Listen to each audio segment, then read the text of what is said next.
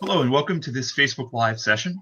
We are here today to talk about our textbook, Decision Making in American Foreign Policy, Translating Theory into Practice, published last year by Cambridge University Press. If you have any questions as we move forward, please put them into comments and we will try our best to respond to everybody. My name is David Cooper. I am the James V. Forrestal Professor of National Security Affairs at the U.S. Naval War College, and I previously served as the chair of the Department of National Security Affairs here for about 8 years. Before that, I was a senior research fellow at the National Defense University, and I have taught as an adjunct at the Walsh School of Foreign Policy at Georgetown University. The Walsh School of Foreign Service at Georgetown University, and the School of International Service at American University. I'm also a hybrid scholar practitioner, having served for nearly 20 years as a career policy official in the Office of the Secretary of Defense, and I have a PhD in political science and international relations from the Australian National University, and my work focuses on nonproliferation and disarmament, U.S. foreign policy, and IR theory. I am joining you here today from beautiful Newport, Rhode Island, with my co-authors, Nick Gvosdev and Jess Blankshain, who I'd like to ask to introduce themselves. Nick? Good afternoon, everyone. I'm Nick Gvosdev. I'm the Captain Jerome E. Levy Chair of Economic Geography and National Security at the U.S. Naval War College. I also teach in the National Security Affairs Department there. I have adjuncted at a number of other institutions, including Harvard Extension, Brown University, Georgetown University, and George Washington University. I've also served as a senior fellow at the Nixon Center in Washington, D.C., the Foreign Policy Research Institute in Philadelphia, and the Carnegie Council for Ethics in International Affairs in New York. So from that perspective, in the think tank world, I have sat at the nexus between scholarship and policy. I have my DPhil from Cambridge's older sister, Oxford University, where I was fortunate to be able to study on a Rhodes Scholarship.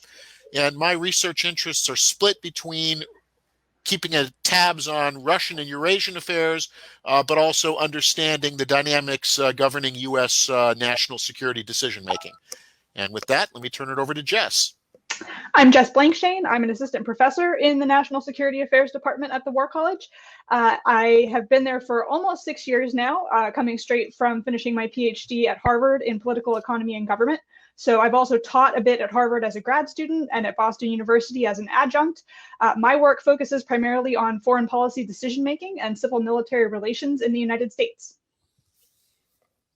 I will also now give our standard disclaimer that everything we are about to say is only our own personal views and does not represent the official positions of the United States government, Department of the Navy, or U.S. Naval War College. Or indeed any other institution or agency. So before we turn to your questions, we thought we'd start by introducing the textbook and explaining what it is and why we wrote it. The project originated when I was a department chair looking for a textbook like this for our own core curriculum, but finding that everything was either one, written for undergraduates and too simplistic, or two, written for future scholars and therefore focusing on theory for the sake of theory. As a former practitioner myself, I felt that neither of these approaches was ideal for a professional master's degree program focusing on students who are or are looking to become national security practitioners. In my case, most of my students throughout my career have been professionals or practitioners, not future academics.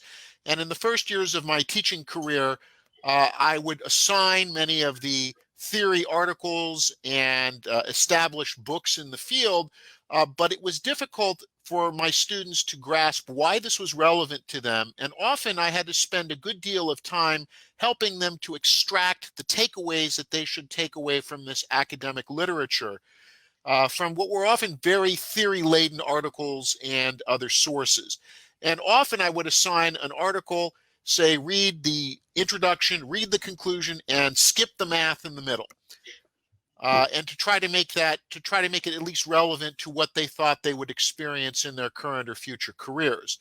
The other option, which was also unsatisfactory, which was to turn to journalism, to turn to the TikToks that the New York Times or the Washington Post may publish, which will walk you through a particular national security decision, or assign the latest Bob Woodward book. And while it was very good at providing events and details, journalists don't provide the larger context, and they certainly don't provide paradigms for understanding how and why things are taking place. And so if I assigned a Woodward book, I would still have to spend time reintroducing the conceptual frameworks as to explain why are we seeing this, what are the influences on the process. And so neither approach was satisfactory, and the risk was that future practitioners, future professionals would leave the classroom assuming that national security decision-making just happens and it's a series of unconnected and unrelated events with no rhyme or reason to the process. And I joined the project as sort of the traditional academic who was adjusting to teaching a new set of students who were mostly mid-career practitioners instead of the undergrads who I had spent most of my time working with at that point.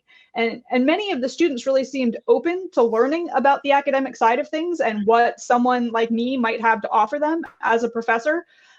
But it was a struggle to teach them at the right level sometimes. The students often didn't have the academic background to just jump into some of the academic articles I wanted to assign, as Nick mentioned. But at the same time, if I then just sort of stayed away from the academic stuff, I didn't feel like I was really adding value in the classroom. So was really looking for a better way to bring in the academic theory, the academic contributions in a way that was accessible to our practitioner students. So that's why we did what we did. Let's talk about what we did and how this book is different and what it has to offer. The book presents relatively sophisticated graduate level engagement with foreign policy analysis theory, but tailored for the needs of students who are or are studying to become national security professionals. Theory is presented as a useful conceptual and analytic toolbox rather than as something to be tested and developed. This is what we have started to refer to as a practical theory approach. And this approach, I would note, can also work extremely well in advanced undergraduate classes. Most undergraduates, even political science majors, do not actually plan to pursue PhDs. Their interest in theory, similar to practitioners, is actually as a framework to understand how things work in the real world of foreign policy and national security. And that's what we give them. Jess? So we built the textbook around three major theoretical frameworks. The first being Waltz's levels of analysis as sort of an overarching concept to help organize and understand other theories and contributions. The second being an expanded version of Graham Allison's models of decision making that we expanded and updated and refer to as our 6 analytical perspectives. And then finally, we also cover Putnam's 2-level games to sort of bring domestic politics back into the equation. So throughout the book, we synthesize these frameworks along with a comparative chapter on applying foreign policy analysis tools to other countries outside of the United States to sort of broaden out from what is primarily a US-focused text. And throughout the book, we provide different graphical representations of some of these theories and frameworks in an attempt to make them more accessible to some of our students. So for example, you see here a representation of the levels of analysis. This one is sort of showing you influences on policy from all of these different areas. We look here at what we call the unitary state perspective. We can talk about this more in questions, how we sort of came up with and conceptualize some of these perspectives, differentiating it from other perspectives. Here we sort of, this is part of what we call the sub-bureaucratic politics perspective, which again, we're happy to get into in the Q&A, but sort of conceptualizing these different actors in foreign policy decision-making and why we might care about them. And then finally here we've got Putnam's 2-level games, as I mentioned, showing some of the different levels and layers that go into any foreign policy decision. And as Jess has just pointed out, one of the things we are trying to do is to make theories accessible and to make them relevant. And we also wanted to incorporate other features for keeping our target practitioner audience engaged in the material. So one of the things we felt was very important was connecting different perspectives to lived experiences of practitioners. This is why every chapter opens with a scene-setting vignette, which discusses actual decisions that have been made over the course of the last 30 years, which allow for exploring these different influences and showing how they play out. We wanted to make sure that, again, as Jess had noted earlier, our students don't come in certainly at the Naval War College, but in many of the pre-professional programs, they do not come in laden with an entire theory toolbox. And therefore, we wanted to have breakout boxes and for further reading and other things that would allow them to pursue or gain more knowledge without it overwhelming them, without feeling they couldn't engage in that. One of the things as educators is that we discovered that students generally want takeaways. They want to understand why what they've just read is important, why it matters, and so including key chapter summaries. And also, after getting many of the same questions repeated year after year, we assumed that these are questions that will occur to almost any student using the textbook, and so setting up a series of questions for discussion which can be used in class or after class to help guide the learning process. Finally, and again, stressing this idea of connecting theory to lived practitioner experience, we believe it's very critical to engage in case studies, that students will retain the material better if they are working through how these things have played out in actual decisions, why certain decisions were taken, why certain decisions are left off the table, why some options move up, why some options do not, and how and why different sets of influences lead to the final decision. And so we have included, both within the vignettes but also as an appendix to the book, a series of case studies that span the last 20 years, all administrations, to allow instructors to be able to pick and choose what they wish and which areas of the world, functionality, and so on and so forth, so that they can tailor their discussions in class to practitioner experience. So, of course, today's event was inspired by the sudden switch that most of us have been experiencing to online learning. We therefore want to highlight some of the textbook's features that we think are particularly useful in supporting distance teaching. First, given the relative disjointedness of a live online classroom, we think that this textbook, and really any textbook, can provide cohesion and structure that can be really helpful given the unavoidable clunkiness of a virtual live format. We think this could be especially helpful for advanced undergraduate classes, where normally you as a professor would want your students to be grappling directly with scholarly readings that are offering diverse and disparate conceptual perspectives. But for online learning, this normal approach may prove overly challenging. So because this textbook is written for first-year level master's degree students, it does retain a relatively sophisticated approach to theory while still bringing more coherence, which we think would be particularly useful for this online format. So we think for online classroom, this balance of relatively sophisticated theory engagement, but brought in a cohesive textbook style, really might be an effective balance for you to consider using. And the textbook offers a number of specific features that we think will be useful for online learning, whether synchronous or asynchronous. A lot of people, by choice or by necessity, are now shifting to doing more asynchronous learning, at least to some degree.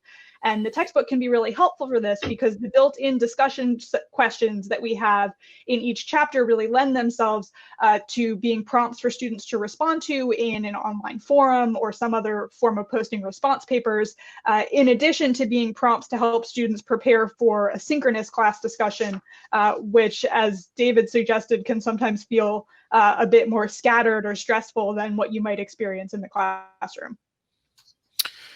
The silver lining for those of us who teach national security affairs caused by the pandemic is that shifting to online learning in some ways allows us to approximate what has already been happening in the real world of national security affairs, which is the growing use of video teleconferencing as a way to gather decision makers together.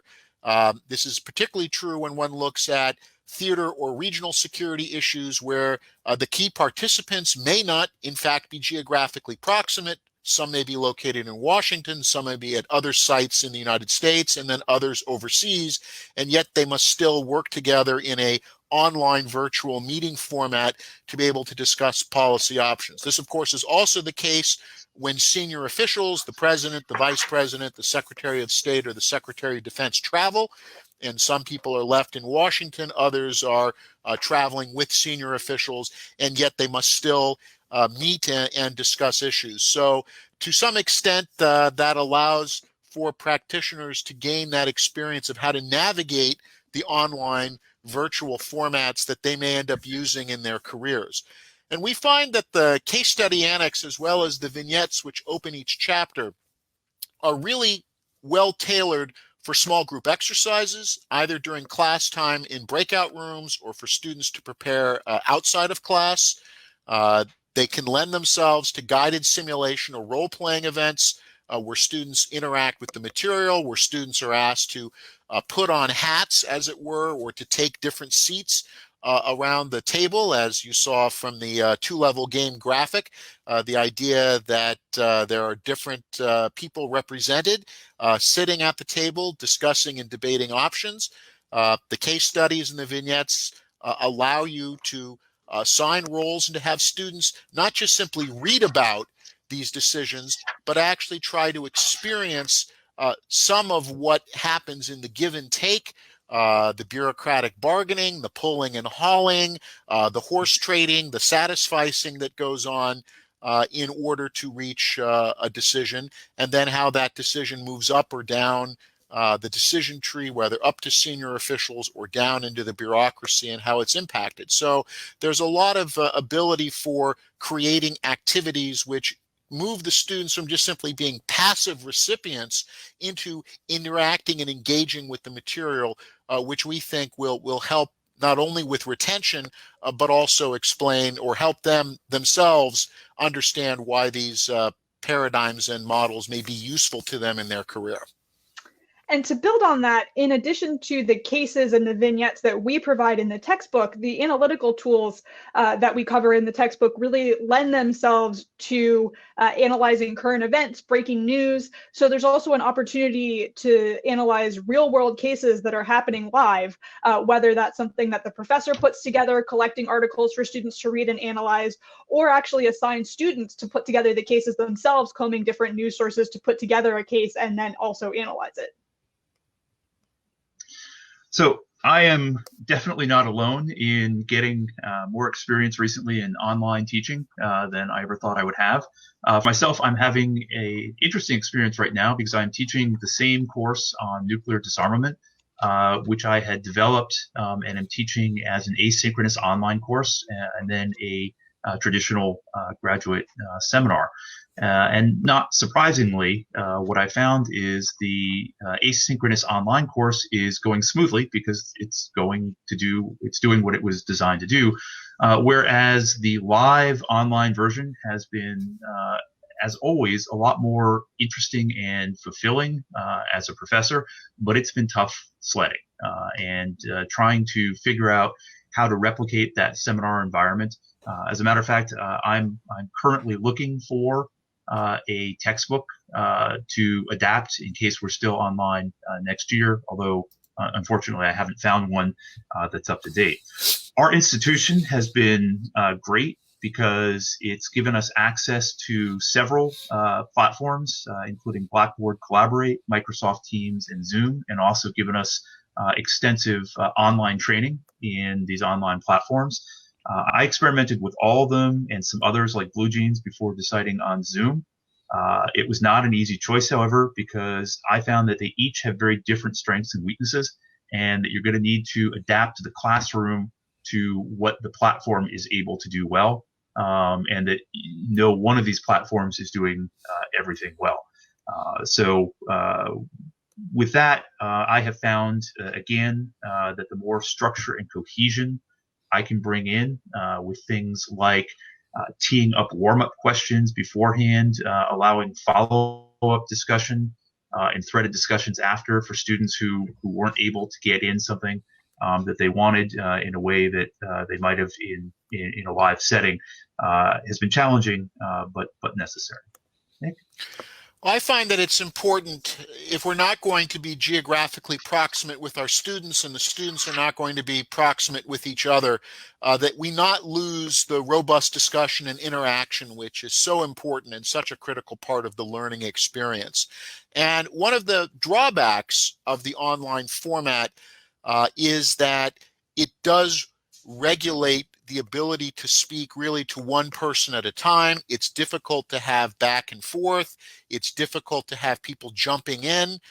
This can be a problem, particularly for students that already may be more introverted, maybe less willing to want to interrupt or to break into a discussion. And then we begin to lose some of that learning experience. And so therefore, whether it's in Zoom or Canvas or some of the other platforms, the ability to enable the live chat function to allow people not simply to be passively hearing, but to be able to be responding, to be asking questions, to comment to each other, so that while the live discussion is happening, there is also a simultaneous ability for people to interject or to ask questions, and either for the instructor to be able to monitor that chat feed and to be able to group questions and comments together and to respond, or to be used that as a way to reach out and engage students. I've also found that enabling the 24/7 discussion groups is very critical. David has already noted this, the idea that you may have discussions that you weren't able to get to, or that the online format is too constricting, but that having a discussion group where people can come on, they can post, they can respond, you can create the threaded conversations, you can post material, post videos, post other audio-visual materials to that discussion forum, and to have people engaging back and forth is a good way to at least recapture some of the robustness of the classroom discussion that is lost in an online format. And I think the critical thing here is to avoid the risk that the online format turns students from being actively engaged in the material to becoming passive recipients only, which also allows them, it's much easier for them to disconnect and to disengage from the discussion. So with that, why don't we do what we are talking about trying to do in the classroom, and using this clunky online format, open the discussion up to your questions and comments, and see if we can move forward in a bit of a more interactive way. So I have a question here, 3 levels, 6 perspectives. Did you find that students can synthesize, or do they just want one way to explain FPA? It's a great question.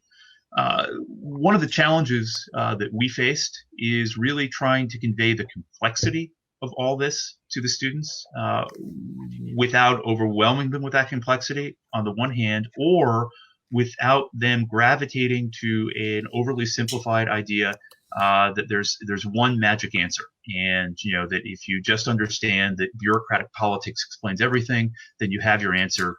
You can pack up and go home and not have to worry about it anymore. So what we're trying to do is we're trying to give them a lot of complexity.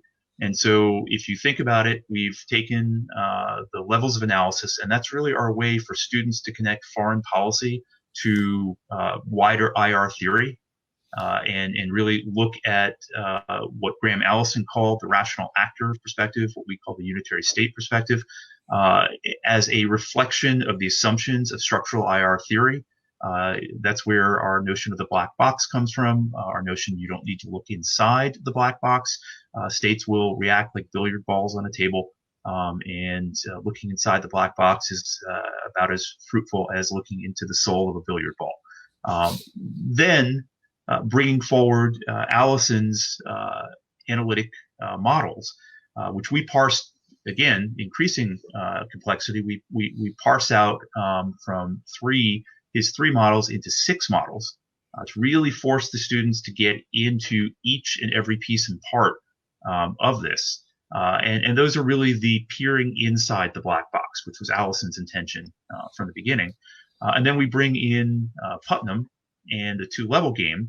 And of course, Putnam is related to levels in a sense. He's just looking at it with a different cut. And we really treat Putnam not in the formal sense that Putnam was looking at the dynamics of formal negotiations, but we're treating Putnam more as the metaphor of the two-level game. And we do that to explain the role of wider domestic politics, and also the role not of the international system as such, but that there are international actors out there that the executive branch is dealing with simultaneously. So that two-level game being a metaphor to say that you have a negotiation going on with international players, and then a negotiation going on with domestic players. All of that is obviously very complex, but that's the whole point of the textbook, is to try to take that complexity, not simplify it, keep its sophistication and complexity, but put it into a cohesive package where the students at the end of it can see this again as a usable toolkit that they can open up in their future careers and use to make conceptual sense of the actual real world situations that they're facing. Well, David, let me expand on that, if I may, and maybe Jess might have some thoughts on it as well.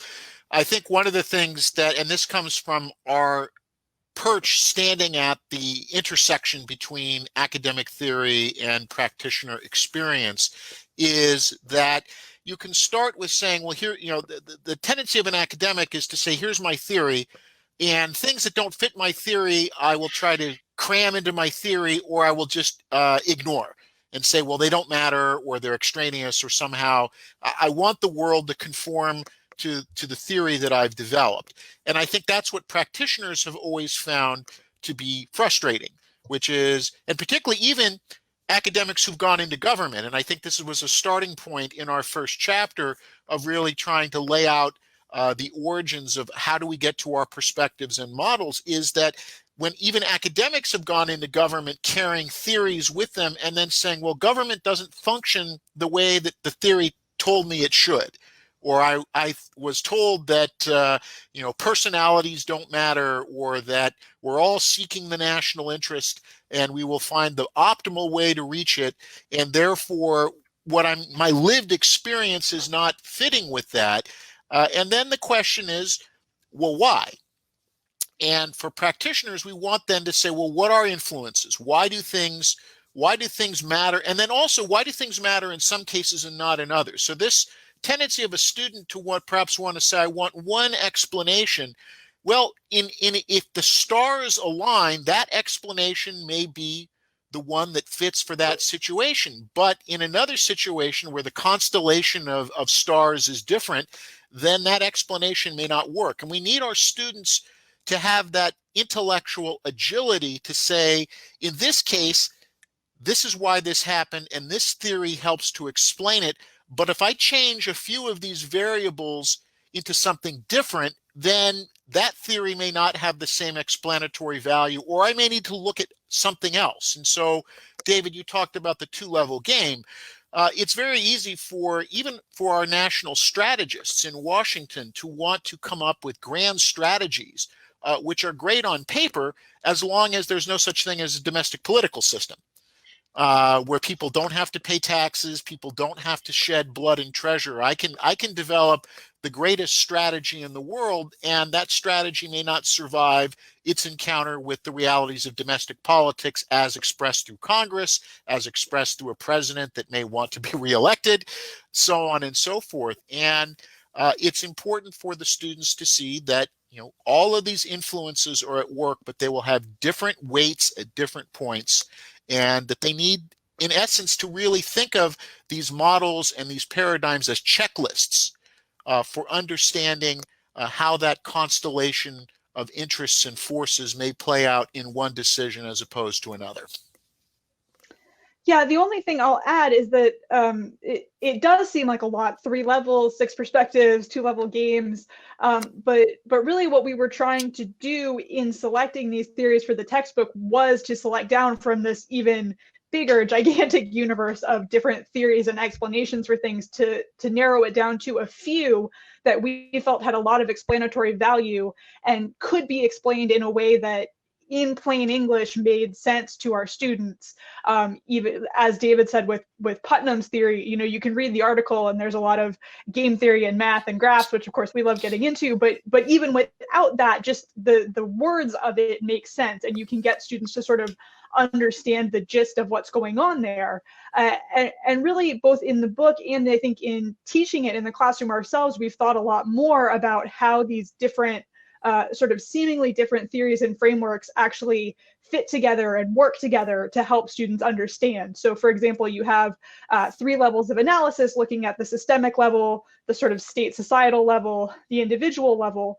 Well, our analytical perspectives actually map onto that with sort of rational actor unitary state operating at the systemic level. You've got the organizational perspectives, organizational process, bureaucratic politics, sub-bureaucratic politics operating at that second level. And then we've got palace politics and cognitive, which again, we're happy to go into more detail on any of these if people have questions, but operating at sort of what levels of analysis would see at the individual level. So I think that's also part of what we try to do with the book and with teaching from the book in particular, is to try to help students understand that for their purpose, these are not sort of distinct theories that they need to memorize and think of individually, but that it really, as Nick said, is about thinking about how they work together to explain the events that our students are seeing and participating in.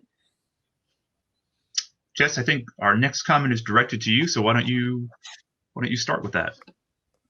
Sure. So can you tell us a bit more about how we can use your book to explain much of the unusual events we are witnessing in American foreign policy today? Sure, I'm happy to start with this, and then I'm sure David and Nick will have things to add.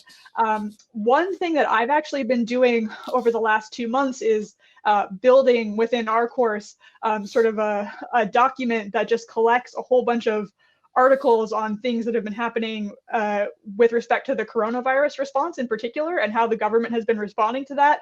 And in doing that, I'll paste an article and next to it write, this really seems to highlight palace politics factors of sort of who are the players around the president who are involved in this and giving the president advice, and how does that help us understand the way that policy shifted today.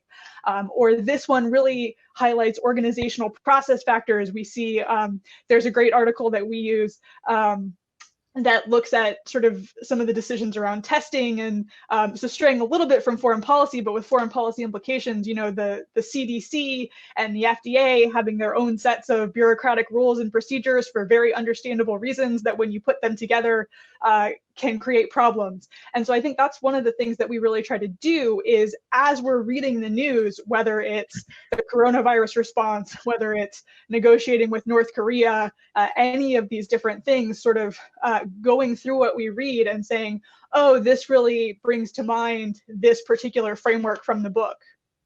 David, Nick? Yeah. So one thing I would say is that we found in writing the book, and that we have sort of validated in ourselves teaching with the book, is that the temporal matters. And one of the things we did in the book was we updated it right through to the Trump period. Now, when we went into this, we really thought that was about the case studies and the vignettes and whatnot. But we ended up realizing we needed to update the theory itself, in a sense, that a lot of these seminal theories that we're looking at, I mean, Waltz is from the 50s. Allison is from the early 70s based on a case study in the early 60s. And Putnam, is kind of at the end of the Cold War. And what we realized was the theories themselves are still salient and still resonate, but they don't quite align anymore with the contemporary national security milieu. And if you look at the explosion of the size of the national security bureaucracy, if you look at the international landscape and the complexity of the current international system compared to the bipolar Cold War world, if you look at the role of the White House staff and the president and that sort of thing, none of that was quite reflected and up to date. So we actually, our palace politics perspective was really trying to get at that role that the White House staff has in influencing the president that can be quite separate and quite distinct from the traditional State Department versus Defense Department cabinet secretaries and whatnot, are breaking out a new perspective on sub-bureaucratic, subordinate bureaucratic politics, was really looking at the vast growth in not just the size of the national security enterprise, but in its complexity, and that there's all sorts of things happening beneath the surface now that weren't necessarily as germane when these theories were written. So a big part of this, and I think this gets to the practitioner audience, none of that necessarily matters for a scholar. A scholar can take that theory and is just looking at testing the theory.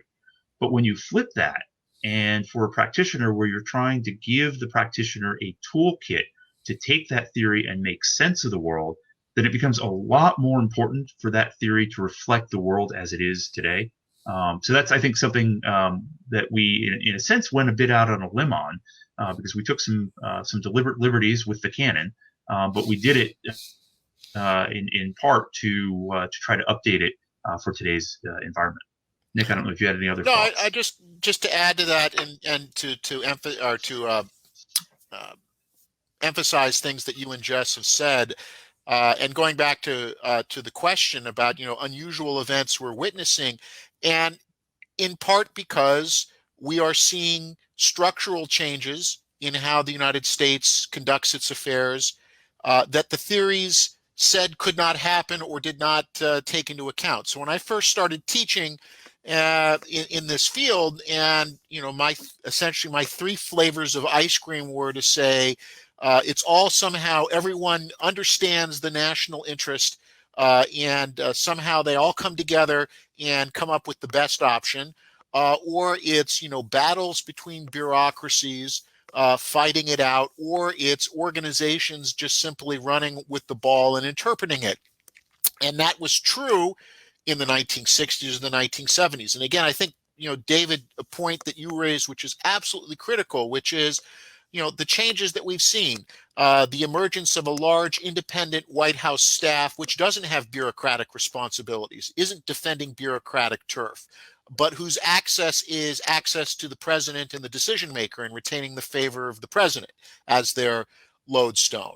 The ability to bypass the bureaucracy and do counter-bureaucratic solutions through task forces and other things.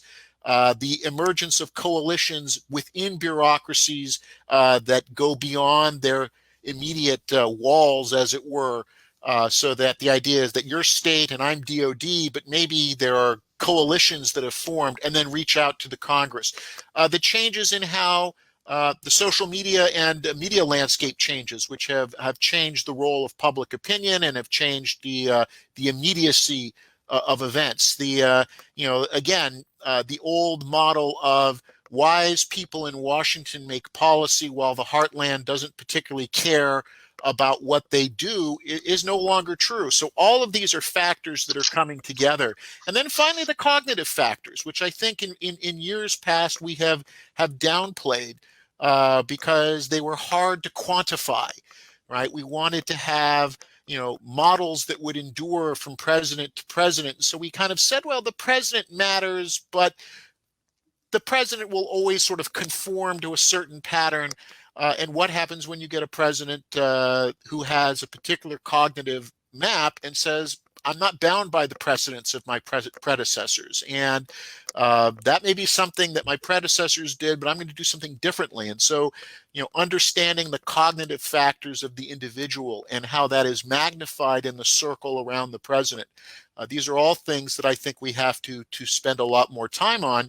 And in some ways, the academy has to catch up and deal with things which can't be, going back to your point about Putnam, can't be necessarily rendered in an equation that allows you to say, well, I can calculate the president's cognitive mental map by use of this equation and this regression.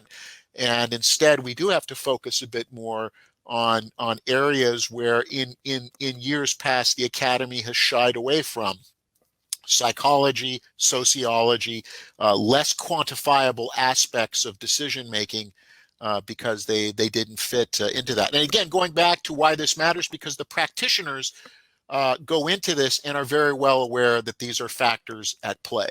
And so if we ignore them in the classroom, it runs the risk, going back to what Jess said originally, what value are we bringing? They're going to question the value added that a study of these things, of foreign policy and national security decision-making brings to them. For anyone just joining us, I'm Jess Blankshain. I'm here with David Cooper and Nick Gvosdev, and we are the authors of Decision Making in American Foreign Policy, Translating Theory into Practice. We are now taking your questions, so feel free to keep putting those in the chat. And we are also happy to take any suggestions or tips. If you all have things that have worked well for you in moving to online classes, feel free to post those as well, and we'll try to share some of those with the group. So I think we have another question. All right, well, at least this is an easy question. Who wants to have a go at this? I'll go ahead and start, because this actually dovetails into some of the things I've been working on.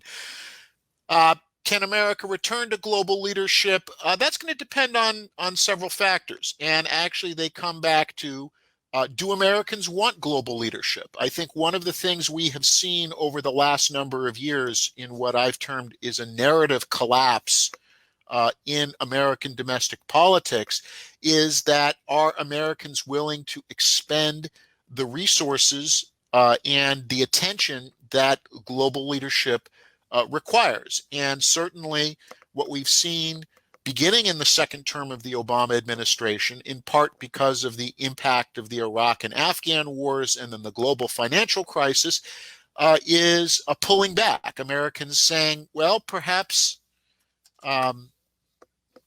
we don't want to. Sorry, I just thought I had a power outage there, which is not the case. That Americans may not want to pay as much of a price, that perhaps they would like to turn more inward. We've seen those sentiments rising. I think that when you look at the surveys that have been done by the Chicago Council, by the Carnegie Council on Ethics and International Affairs, by the Eurasia Group Foundation, they all point to Americans wanting to renegotiate America's role in the world. Some discuss this in terms of retrenchment. Some talk about, mending, not ending America's role in the world. But it points to the fact that for many years there was a tacit bargain, really since the end of the Cold War. We talk about this in some of the chapters of the book dealing with public opinion and Congress. But the bargain was this, that America could play a very expansive leadership role in the world as long as it didn't demand that did not demand too much from ordinary citizens. Didn't demand too much in terms of taxes, didn't demand too much in terms of economic engagement, and certainly did not demand too much in blood. And what we've seen is that as long as you could hold that the cost of international leadership at that acceptable level, Americans were willing to defer, certainly to the executive branch. I think we're now seeing that bargain being questioned. And then similarly, and David referred to this about the system of the first level, the Waltzian level, and Jess as well, about the Waltzian level. There are simply changes in the international balance of power. The United States is still a preeminent power, but its relative share of power in the world has diminished. The relative power of other states is rising. It's harder for the U.S. to compel. It's easier for other powers to deter. And then at some point, again, you have to work out what the cost and benefit of pursuing certain actions in the world system. And the question is, do you have a domestic consensus which supports it? During the Cold War, there was a domestic consensus that the United States needed to be actively involved in world affairs as a matter of existential survival for the United States. Today, that's under doubt. And what we're seeing in the response to the pandemic is one group saying we must re-engage with the rest of the world, and another tendency in American politics, which is this is why we have to cut ourselves off from the rest of the world to insulate ourselves from these things. So this question, it's a question I think we could have an entire separate discussion on, but it does play out in questions of what do you expect the U.S. public to support? It also, by the way, plays out in the battle within the bureaucracies, because the very interesting piece done earlier this year by General David Barno and Nora Ben-Sahel, which is a real wake-up call to the national security community. And it says, you're used to certain budgets for doing certain things in the world. The American population may want to see more of that budget diverted to health security and domestic economics, and a little bit less about power projection and building aircraft carriers. So how that gets translated into the bureaucratic struggle between different parts of the U.S. government wanting to claim pieces of the budgetary pie or wanting to shift what they do. We have a thing in the book which we talk about when missions change. Do organizations try to defend their existing missions, or do they try to adopt new missions in order to secure their importance and relevance? And so we may see in national security less of an emphasis on wanting to play the big ticket global leadership and shifting to things like, as we've been doing for the last number of years, treasury, sanctions, economic tools, information tools, which may shift influence away from the Department of Defense back towards the Department of State, back towards the Department of Treasury, Department of Commerce, so on and so forth. So implicit in this question, I think, also is understanding how this plays out in the American national security establishment. And if I may, just to pick up on a point Nick just made, I think this gets to an even larger issue, and that is, Valerie Hudson wrote in the mid-90s that foreign policy analysis was sort of the forgotten lacuna of IR theory. And I mean, I think that's true. I mean, I think FPA has been kind of a sideline in IR theory.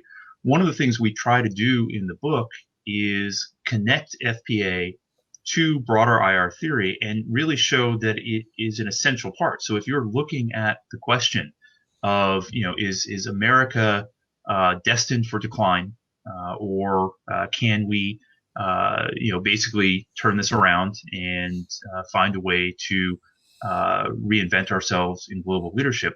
Well, there's a huge structural IR piece of that, and that gets into balance of power and all the bandwagon balancing stuff that we as IR theorists really gravitate towards.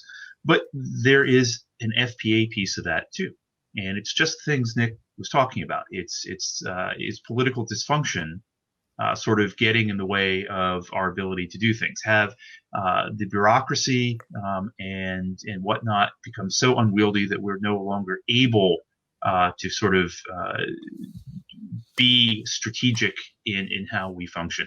The point I'm only making here is I'm going to use this to just get on a little soapbox for a moment and say that, too many IR programs do not teach foreign policy analysis theory as part of their integrated look at IR theory.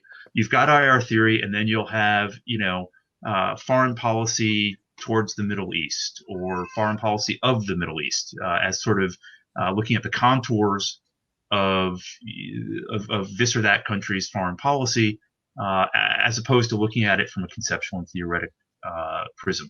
And I think that's something we need to, as a discipline, we need to work and get FPA integrated into structural IR theory more. And in a sense, I think our book was an attempt to do that, but we're kind of coming at it from below, as it were. And I think more IR scholars really need to reach down and remember levels of analysis, and remember that, they're at one level of analysis, but there are two more down there, and that all needs to be brought together.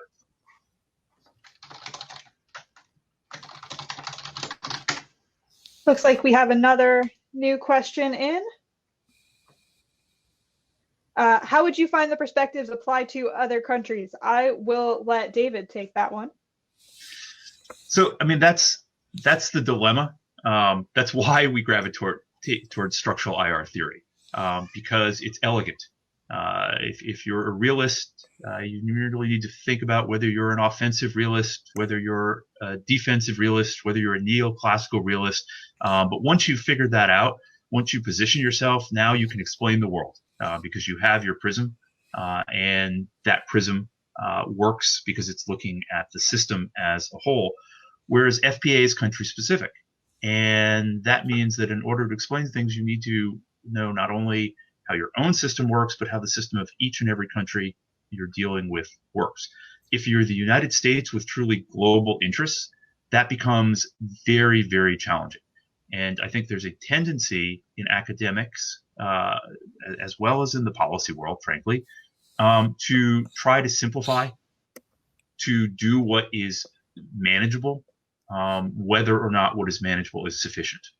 And I believe that if you're looking at the foreign policy of other countries, you need to take these FPA tools, but you need to merge them with country-specific and region-specific expertise. And you need to do that for each and every, at least of the major players you're looking at, and always be on guard against things like mirror imaging and whatnot. So I think long-winded answer in a sense, but that is a key part of foreign policy analysis. Is it requires a lot of work to get inside a lot of black boxes of others, and that is not something simple. That's not something where one IR prism will allow you to do that. But again, one of the things we try to do in the book is really emphasize, unlike academics, we're not trying to find our theoretical niche.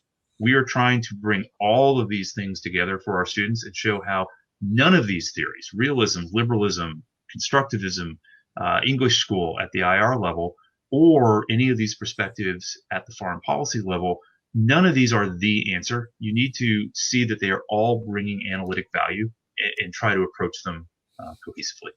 I think we have one more question that we should try to get to quickly while we have a few minutes left.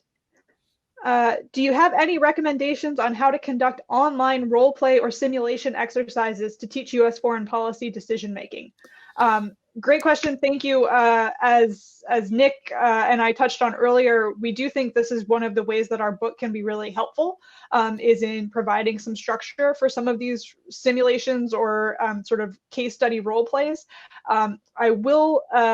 I think there are a few different ways to do that, either synchronously. A lot of these different platforms allow for breakout rooms that you could, if you have teams of students, either different countries or different bureaucratic entities, you could put them in different breakout rooms and let them do their thing, and you can hop around and check on them and see how they're doing, and then bring them all back together for a discussion. There are asynchronous ways to do this, of having students prepare their roles ahead of time, or write point papers ahead of time, things like that.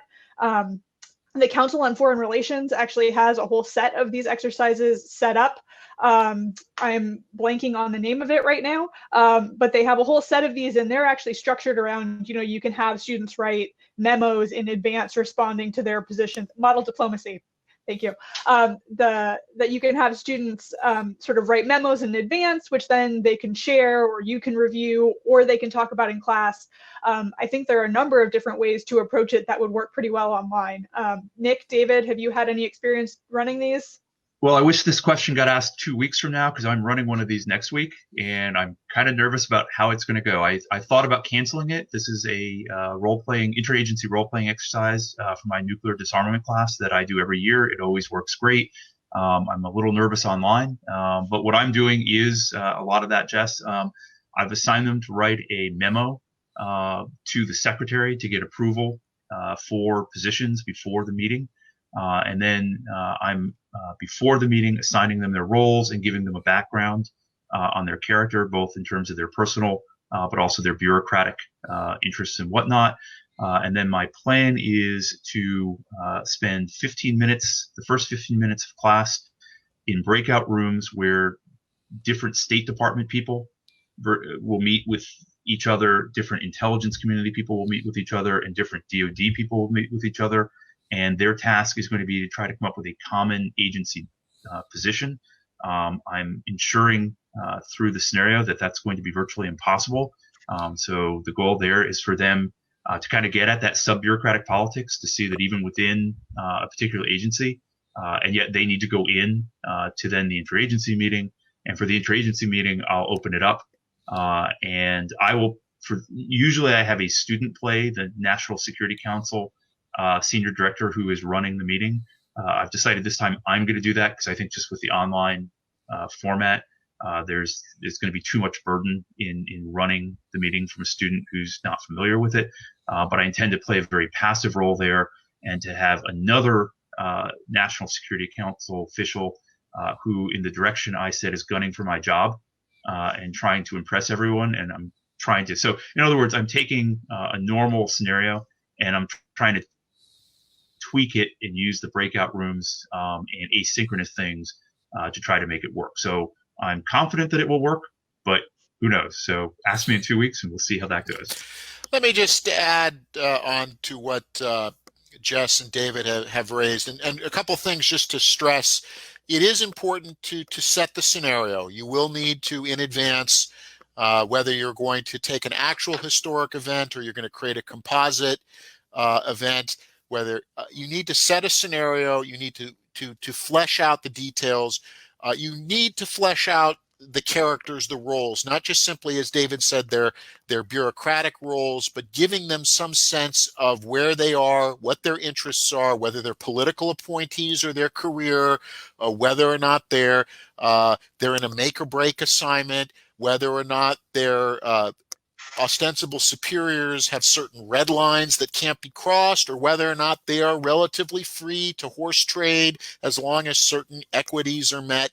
I think that's all very important to set that in advance. Using the tools asynchronously to have people meet in advance to see whether they can get a position or not, and having them work through that, having them work through the format of an actual meeting. I've done both where I've been involved. I've sometimes been involved or assume what I call the God role, which is I step out of the scenario and simply observe. One point that I will say that I think is important: don't drive the students to a particular endpoint or conclusion. Let the simulation work. Let them know that, and this is particularly true when you deal with a certain group of usually military officers and or type A personalities, which is, well, we must have a solution, and if we didn't get to a solution, then the simulation failed. It may be that not getting to a solution is in fact the learning experience that they need to grapple with, because of the reality that coming into an interagency meeting with your prepared solution is usually an invitation to being put in the corner and not actually getting to shape what actually happens. So, running a simulation, having it occur where they have to. If you're going to run a simulation, and this goes back to the previous question, and you're going to bring it up that you're going to have it be a two-level simulation, which is you're going to have the whole domestic system and then reaching out to negotiate. That actually can work very well online and asynchronously, where you have you're going to be country X, you're going to be country Y, you're going to be country Z. You're going to assign the roles within, but then you're going to have negotiators, which then have to negotiate and deal with the reality of negotiating with each other, but then turning around and having to continuously negotiate with their own domestic system. That can produce a good deal of learning. And certainly using any of the multilateral trade negotiations or multilateral arms control negotiations can be a wonderful way to really illustrate these processes. With that, I think we are coming to the end of our allotted time. I'd like to thank my co-authors. I'd like to thank Cambridge University Press and everyone who has participated and asked some great questions. Thank you. And please do, I believe on Facebook, you'll be able to keep commenting if you think of comments later. For those of you who are watching the recording of this later, if you have questions or comments, please do feel free to post those, and we'll do our best to get back to everyone.